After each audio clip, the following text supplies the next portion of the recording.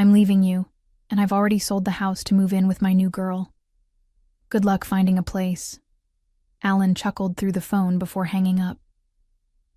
I sat there in the conference room of Gravenhall Group, looking at my client across the mahogany table, and felt something cold settle in my chest. Not heartbreak, relief. My name is Natalie Pierce. I'm 43 years old, and I'm a commercial real estate broker here in Jersey City, New Jersey. For the past 18 years, I've been married to a man who thought my success was his personal ATM. What I wanted was simple: respect, partnership, and basic human decency. What stood in my way was a husband who saw my achievements as opportunities for his next get-rich-quick scheme. The injustice I faced was watching someone I loved systematically try to destroy everything I'd built with my own hands. I turned to my client, Mr. Harrison from Iron Veil Robotics, and smiled. "I'm sorry about that interruption. Where were we with the warehouse specifications?" But even as I discussed square footage and loading docks, my mind was calculating. Alan had always been careless with details, especially legal ones. 3 major financial disasters in our marriage had taught me to protect myself. The gambling debts when I was 35, the failed restaurant investment 2 years later, then last year's cryptocurrency nightmare that nearly bankrupted us. After that third mess, I'd quietly done something Alan never knew about. I'd refinanced our house through my business LLC and transferred ownership to Gravenhall Group Properties, my company. The mortgage payments came from my business account. The deed was in my company's name, legally, permanently, and completely. I finished the contract review, shook hands with Mr. Harrison, and walked to my car with measured steps. The September afternoon was crisp, and as I drove through the familiar streets toward home, I thought about the backup documents in my office safe. I thought about the cease and desist letters my attorney had prepared months ago, just in case. Most of all, I thought about Alan's smug voice and how it would sound when reality hit him. My phone buzzed with a text from his number. "Don't bother coming home. We're already moving in. My lawyer says you can't do anything about it." I actually laughed out loud. Alan's lawyer, if he even had one, clearly hadn't done his homework. Neither had Alan. In 18 years of marriage, he'd never once looked at our financial documents, never questioned how the bills got paid, never wondered why I'd been so insistent about handling all the paperwork after his last disaster. As I pulled into my driveway, I could see lights on inside and unfamiliar boxes stacked by the front door. This was going to be even easier than I'd imagined. I'd always been the responsible one in our marriage. While Alan dreamed big and schemed bigger, I built a real estate empire one commission at a time. My company, Gravenhall Group Properties, started in a tiny office above a sandwich shop 15 years ago. Now we handled commercial properties throughout northern New Jersey, and my personal portfolio was worth more than Alan had ever bothered to calculate. Growing up in Newark, I'd learned early that security came from your own efforts, not from depending on others.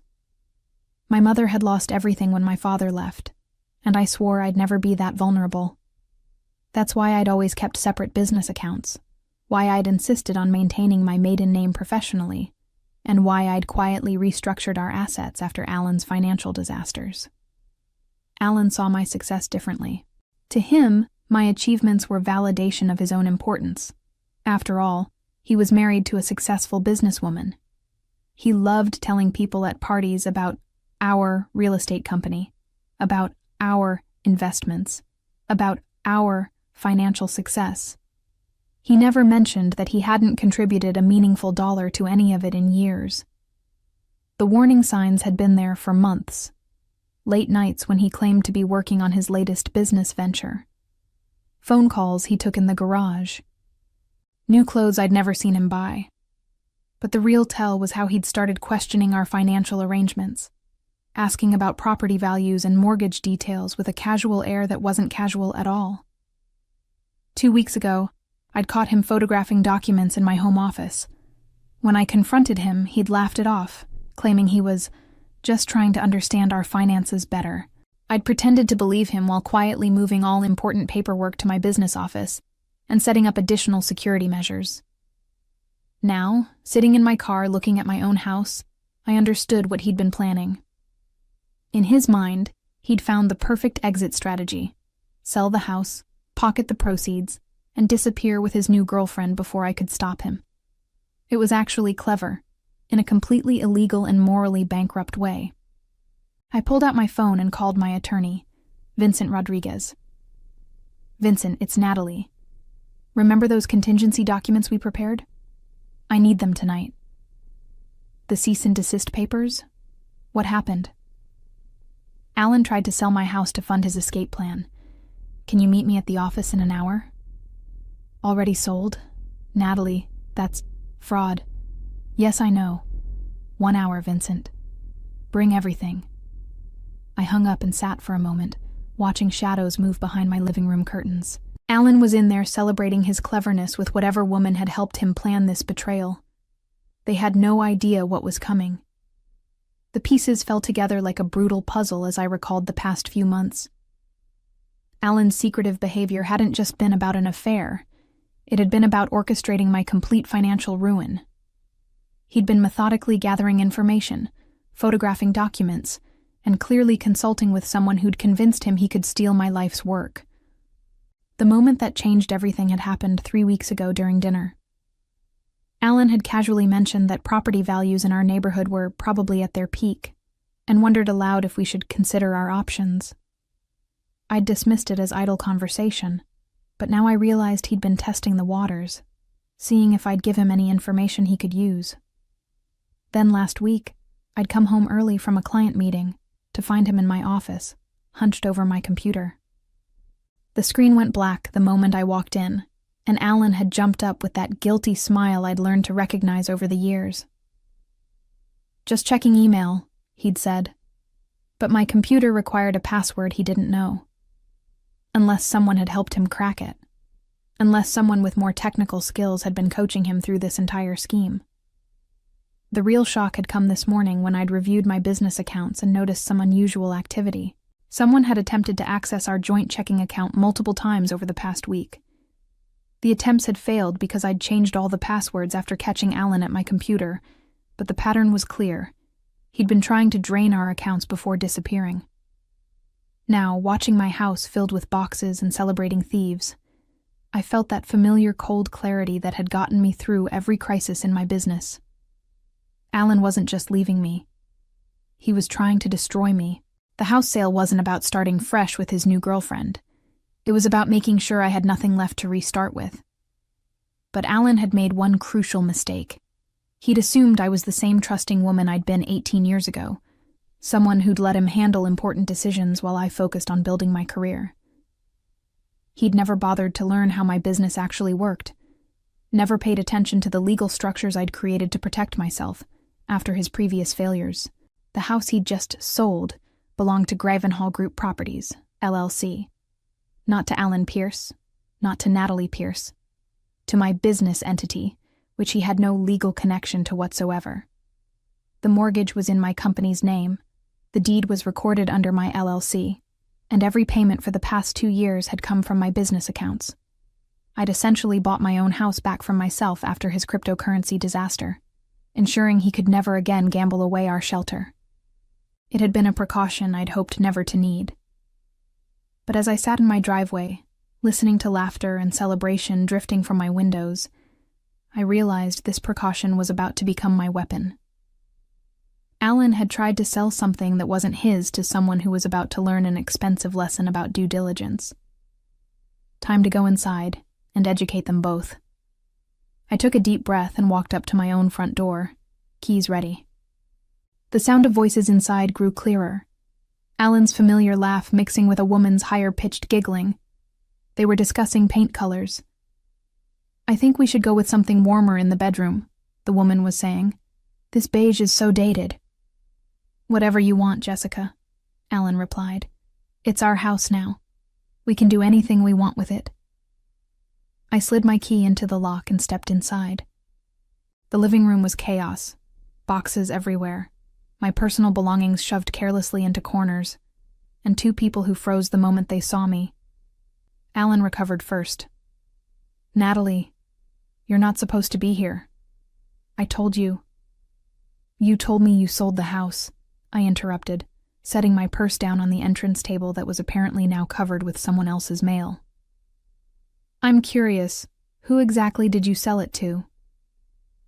The woman, Jessica, was younger than I'd expected. Maybe early 30s, with the kind of confidence that comes from believing you've won something important. She stepped forward with a smile that didn't reach her eyes. "I'm Jessica, Alan's fiancée. We understand this is awkward, but the house belongs to us now. I'm sure you can find somewhere else to stay tonight." I studied them both, noting how Alan's hands shook slightly as he lit a cigarette. He only smoked when he was nervous. "Fiancé? That's interesting. When exactly did you 2 get engaged?" 3 months ago, Jessica said proudly, showing off a ring I'd never seen before. Right after Alan explained how his wife was holding him back financially. The audacity was breathtaking. 3 months ago, Alan had been begging me to help him out of another investment disaster, swearing he'd learned his lesson about risky ventures. Apparently his new venture had been planning to steal my house. "And the sale," I continued calmly. "When did that happen?" Alan finally found his voice. "Yesterday. The papers are signed, the money's transferred. It's done, Natalie. You need to accept that and move on." I walked over to the kitchen counter where he'd spread out some official-looking documents. Real estate purchase agreements, transfer forms, even what looked like a deed. Someone had put significant effort into creating this fiction. "These are impressive," I said, flipping through the pages. "Very professional looking. Who's the buyer listed here?" "Sunset Properties," Jessica answered quickly. "We found them through a real estate investor Alan knows. They paid cash. Above market value, actually." The lies were getting more elaborate by the minute. I pulled out my phone and called Vincent Rodriguez while they watched. "Vincent, I'm at the house now." "Yes, they're here." "Can you conference in the title company? I need them to confirm ownership records for this address." Alan stepped forward, trying to grab my phone. "You can't do this. The sale is final." "The sale of what?" I asked, dodging his reach. "Vincent, yes, I'll hold." Jessica was looking less confident now. "Alan, what is she doing?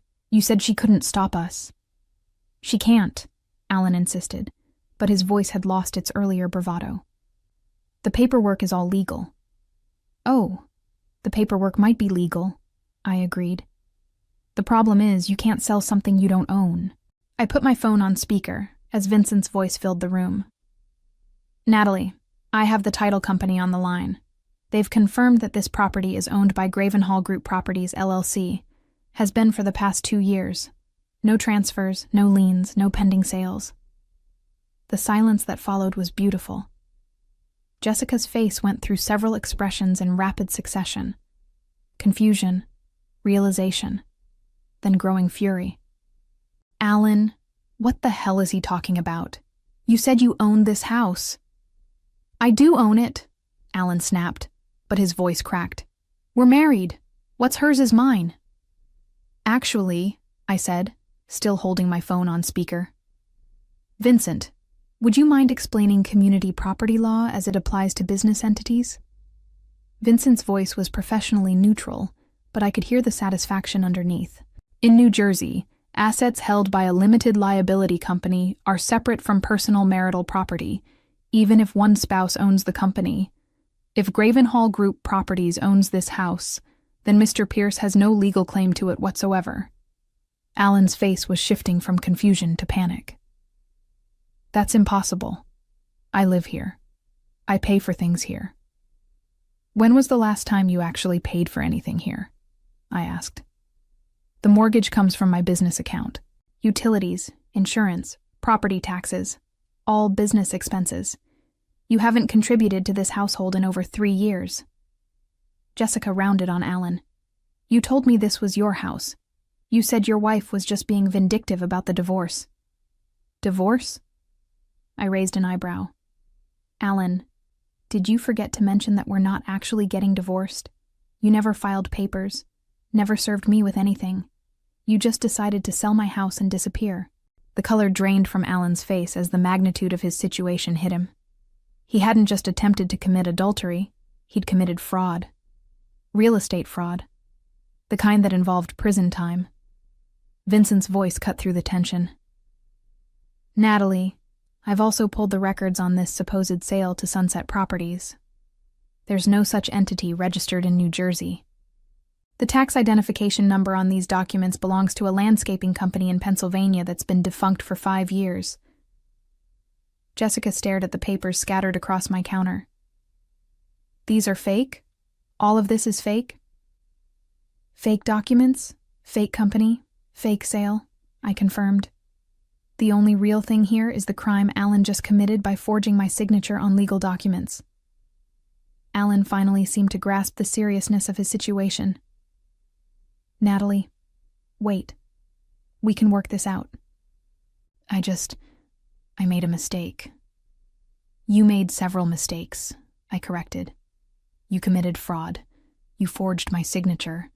You attempted to steal property worth over $500,000, and you did it all while lying to both me and her about your intentions.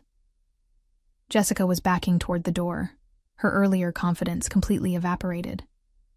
I didn't know, she said quickly. He told me he owned this place. I thought it was all legal. Did you put any money into this supposed purchase? I asked. Her silence was answer enough. She'd invested in this fantasy, probably contributed to what she thought was a down payment or closing costs. Money that had likely gone straight into Alan's pocket. I looked at both of them, my soon-to-be ex-husband and his accomplice in grand theft. Here's what's going to happen. You're both going to leave my house immediately. You're going to take your boxes, your lies, and your fake engagement ring with you. Where are we supposed to go? Jessica demanded. That's not my problem anymore, I replied. But I suggest you figure it out quickly, because in about an hour, I'm filing a police report for fraud, forgery, and attempted theft. How long that gives you to disappear depends on how fast you can pack. Alan opened his mouth to argue, but Vincent's voice stopped him. Mr. Pierce, I strongly recommend you consult with a criminal defense attorney. Tonight. The true scope of their situation was finally sinking in, and the panic in Alan's eyes told me he was beginning to understand just how thoroughly he'd destroyed his own life. Alan's desperation kicked in as the reality of his situation crystallized. Natalie, please, don't do this. We've been married 18 years. I know I messed up, but we can fix this. Fix this? I couldn't help but laugh. Alan, you forged my signature to steal my house. You've been planning this for months. You got engaged to another woman while we were still married. Exactly which part of this do you think can be fixed? Jessica had gone silent, but I could see her mind working. She was calculating her own exposure, wondering if she could be charged as an accomplice. Smart woman. Too bad she'd gotten mixed up with someone as careless as Alan. The documents, Alan said suddenly, lunging toward the counter. If we destroy them, there's no proof. Vincent, I said into my phone, please tell them about the copies.